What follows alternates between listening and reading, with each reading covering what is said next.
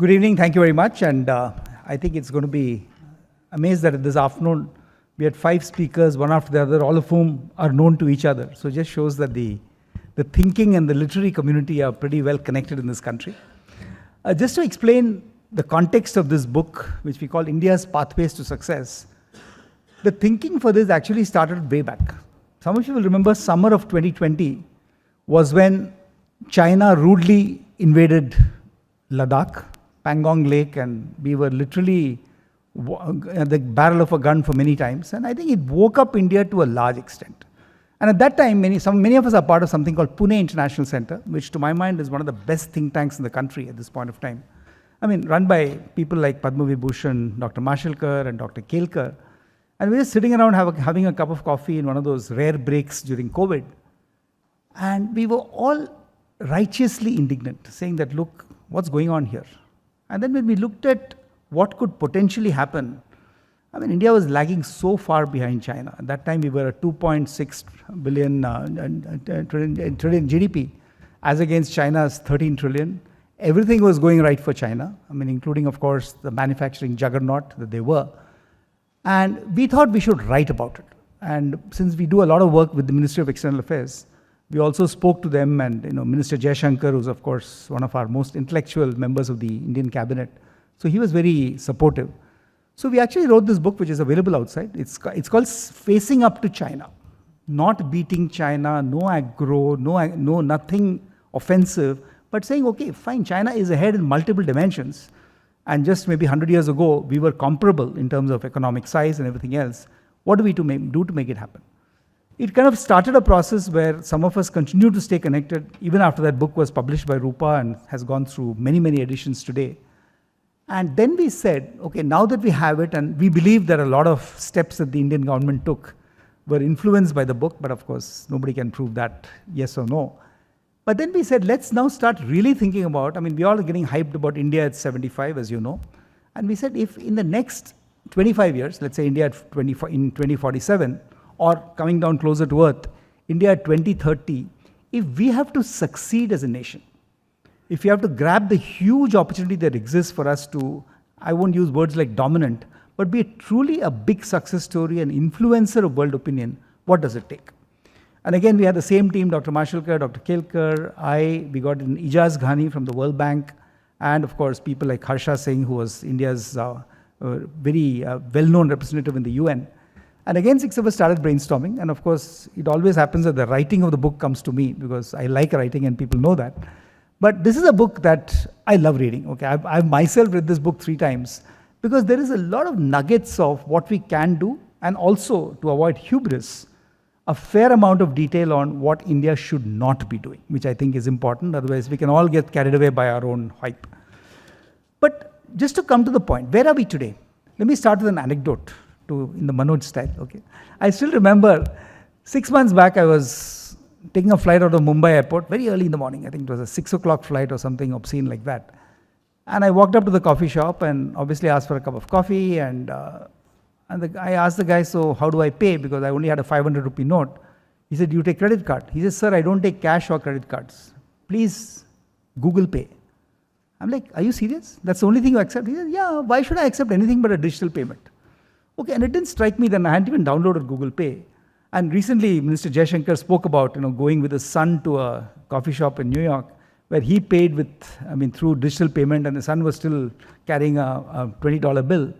And I think this is one dimension. Chandra of Tata Sons spoke about it at the World Economic Forum in Davos last week, where he said there's one thing that India can use as a lever to really take on the opportunities in the world, it will be the digital capability. And just to take that one example, and then I'll expand to the gamut of areas we've covered in the book. The one example really is Digital India. All of us know that India is aspiring to be a $5 trillion economy. It was supposed to be in 2024, but clearly thanks to COVID and this aftermath, we are expecting it'll happen around 2027. But almost surreptitiously, the Digital India piece will be $1 trillion by 2025. And what is Digital India? I mean, many of you know I come from the information technology sector. We are extremely proud that, look, we grew from nothing to 222 billion at this point of time. But 222 billion is not $1 trillion. And much of the aspects of Digital India are what I think Uma has already mentioned, that we will see a whole bunch of digital happening. If you look at that Google Pay example I gave you, it is part of a very, very successful initiative called UPI, the Unified Payment Interface, which today is enabling everybody to interact either through Google Pay or Paytm or Bharat Pay or what have you, but it's made seamless transactions of financial services very, very easy. And at the State Bank, we also believe that, look, digital payments, digital banking is eventually going to be 80% of banking and financial services, maybe in the next couple of years. And that's the opportunity that we are seeing there. It'll also mean that what Uma spoke about, the platform economy, will really come to life. Because at the end of the day, UPI or Google Pay is built on an entity called JAM, Jan Dhan Aadhaar Mobility. I mean, India adopted mobile phones like nobody's business. The Aadhaar today covers almost 98% of the country. Everybody but everybody has an Aadhaar card, although it's not mandatory. And the Jan Dhan, which is the bank accounts for the poor that were opened, I think this kind of triggered that. And today, if you look at the forecast, I mean, you will find that there will be platforms for agriculture, there will be platforms for small and medium enterprises, there will be platforms for interaction between large enterprises and small enterprises, and the much worried about phenomenon of very, very uneven levels of education. And today, of course, there's a huge learning loss thanks to COVID, because most of the kids that I know in the city were thinking, or at least their parents were thinking, that they were on a Zoom or a video chat with their teachers. But honestly, the learning didn't happen at all. I also serve on multiple social boards. I mean, one of the big boards I serve on, which is the Educate Girls out of Mumbai. I mean, if you talk to some of the tribal girls who are in Uttar Pradesh or Madhya Pradesh or Rajasthan, believe me, 70% of those girls have dropped out during COVID, and their parents are not sending them back. So I'm saying these are the issues that we will tackle through a digital interface in the entire economy. So this is just one example. So what did we write in the book? So rather than getting into lots of details, we also predict, and this is something that I think will be borne out, that India, which has already jumped from 10th place in 2014, in terms of the GDP rankings, if you will, to 5th place in 2022, we believe by 2027 or latest by 2028, we will be a $5 trillion economy, and a year later, we'll be number 3 in the world, which means we'll have overtaken Germany and Japan, and it will be the US, China, and India in terms of the pecking order of countries. It also means that while we become the 3rd largest country, there's still doubts. I mean, we all know that inflation is around the corner. We believe that India might escape inflation because we've done a fair amount of things right. And even if we grow at 7% in this financial year, we could still potentially grow 5.5% next year. So there's no particular reason to believe that we'll go downwards. But we have 2 big force multipliers, which we are all extremely passionate about. The first is Digital India.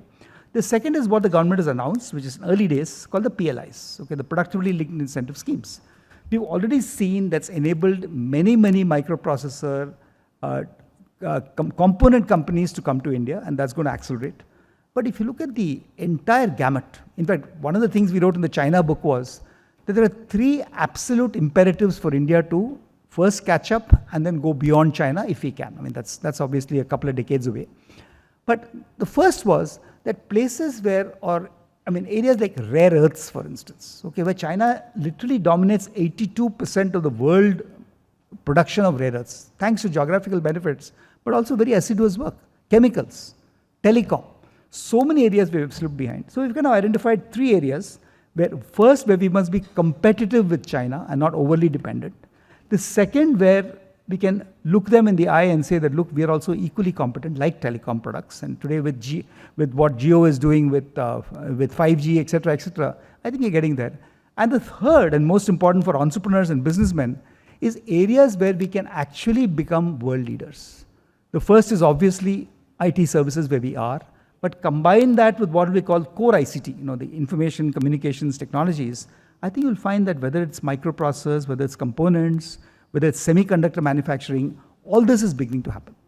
The other areas are obvious: automobiles and auto components. I mean, I today chair the Government of India's the STP, which is a technology park, on what we call ACES, which is autonomous, connected, electric and shared vehicles. And that's taking off like crazy. If you look at energy, for instance, there's a huge opportunity, because not just with biomass, but also with the hydrogen economy that's emerging, I think we're going to see a lot of things happening. And just to kind of take you through the whole area that we are looking at, what are the problems we have in India today? I mean, all of you will have your favorite problem, I'm sure, but we kind of identified a basket of problems. The first is, of course, with all the hype around Swachh Bharat, etc., we still have a health issue in our country, because I think primary, tertiary, secondary healthcare are very, very non-uniform, if I can use a word, across the country. Sanitation is still a problem. Clean fuel remains a major problem. We've seen, as I mentioned earlier, weak education, weak skills, learning loss throughout. There's a bias towards consumption and not investments. I mean, even today, I mean, if you hear CNBC, you'll know that, look, Indian companies are still kind of fence-sitting. They're not investing enough in the Indian economy. And of course, FDI, or the foreign direct investment, where China was so much more successful than India, is something we need to think about.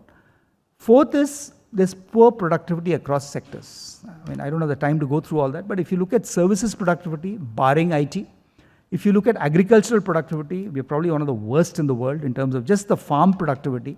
I mean, thanks to fertilizers, small farm holdings, and I mean, read a book to get a full treatise on what all is wrong with agriculture. And of course, manufacturing productivity also remains to be changed, especially in the critical area of SMEs, because SMEs using Industry 4.0 solutions and making stuff happen is what we should be looking at. So what have we written about? I mean, just to give you a sense of the book, a summary of the book, we've done the reality check on the key country success parameters. We have looked at the three dominant sectors, which obviously contribute 70% of the economy: agriculture, manufacturing, and services, and kind of made recommendations on what should be done there. We have looked at great detail at the $1 trillion digital opportunity that I mentioned. We've looked at entities like mobility and sustainability. I mean, today all of us know that the cities, even the city of Pune, which used to be this lovely little village 30 years ago, is overcrowded. Okay, so Mumbai, Delhi, of course, not even worth talking about. But if you look at 100 cities contributing to the overall growth, what does it take to make that happen? What's the imperative for mobility? Okay, in terms of both what we call electrons replacing atoms, which means people working from home and not all this travel, at the same time having better forms of mobility. I think that's something we've looked at. And most important, which is my guru, Dr. Mashelkar's favorite topic, that how do we get science, technology, and innovation to be invested in both by the private sector and by the government. The sad reality is that our investments in R&D are less than 0.66% of GDP, compared to 3% in Germany, Japan, and the US, and we cannot compete on a long-term basis unless we can make that happen. So finally, just to stop, I think we have 3 or 4 areas where we believe there are changes required. The first is women's participation. I talked about girls, but unfortunately, even today, women's participation in the economy, I mean, we all know that even in the industry I come from, the IT services sector, 52% of the entrants are women. But if you look at people at the top, forget about boardrooms. I mean, you look at even higher management, it kind of very quickly comes down to 18% or 16%. So that's one level. And of course, women's participation, interestingly, has gone up only in one sector, which is shocking actually, which is in farming. Because most of the men, sorry to say, in rural India, are either moved to the cities or they are doing all kinds of nefarious activity. And it's the women and the children who should not even be working, who are working on the farms in India. And this is something we believe has to be addressed. Social commitment, I won't get into that hot potato item, but we do have a problem that, look, if we have to grow, we have to grow as a liberal democracy. We have to grow with a level of diversity, equity, and inclusion, not only among the slum communities of the cities, but also various communities, and that's still an issue in this country because we have to progress as a liberal democracy. So finally, I think if you look at the imperatives for the future, the way we see it is clearly adopting broadband. Even today, unfortunately, some of the 600,000 villages in this country don't have any modicum of connectivity, and that needs to change. Clearly, AI, as all of us know the hype around AI, I mean, artificial intelligence is itself going to be a $15 trillion economy, rivaling what China is today. And are we really using commonly available technology in AI uncommonly well for the benefit of the common man? And finally, I mentioned liberal democracy. Becoming an investment magnet for the world in many sectors and making sure our own companies become those smart companies that the government talks about. Building physical, digital, and social infrastructure, okay, and all three together will make this economy successful, and become an exemplar of what I would finally like to call Society 5.0. Now, Society 5.0 is something that has been articulated by Japan. It means build a society of inclusion for all and use technology extremely as a layer or as an underpinning layer for it. And I believe, and this is something that I keep talking about, that India has the ability to do that.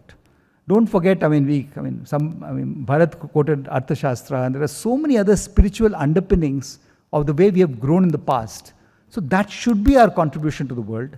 At the same time, we should not believe that, look, we should go back to the dark ages and not focus on hard sectors. But the combination of hard investments, the combination of soft spirituality and soft ideas, and leveraged by technology, we believe will make India a much better place. So look forward to maybe having you read the book, and happy to answer any questions. Thank you.